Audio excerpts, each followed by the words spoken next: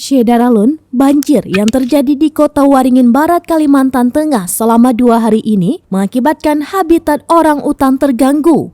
Tempatnya banjir membuat seekor orangutan mengungsi lewat jalan layang sehingga menarik perhatian banyak orang.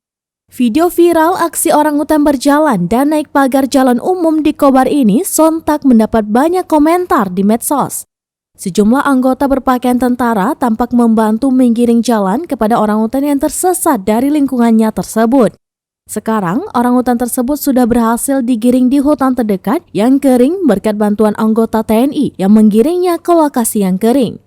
Dalam video yang tersebar, terlihat seekor orangutan yang dilihat dari tubuhnya berusia 15 tahun sedang asik berjalan-jalan di pinggir jalan raya. Lokasinya di Jembatan Panjang, Kelurahan Kota Waringin Hilir, Kecamatan Kota Waringin Lama, Kabupaten Kota Waringin Barat atau Kobar, Provinsi Kalimantan Tengah pada Jumat 1 Juli 2022.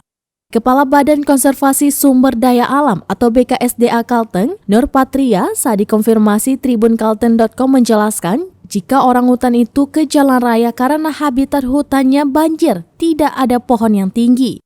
Lebih lanjut, dia membeberkan jika lokasi tersebut berdekatan dengan hutan kemasyarakatan Masorayan.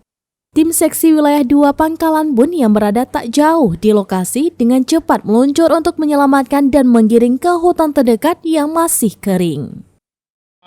Pagi Komandan, saya melaporkan Jumat 1 Juli 2022 satu orang hutan masuk ke jembatan lintas Kota Waringin Lama. Saat ini Babinsa Koramil 03 Kolam sedang melakukan evakuasi dengan cara digiring untuk diamankan di tempat yang aman.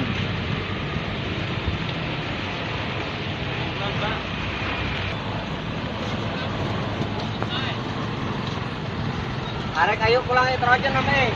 Ayo pulang, ayo pulang.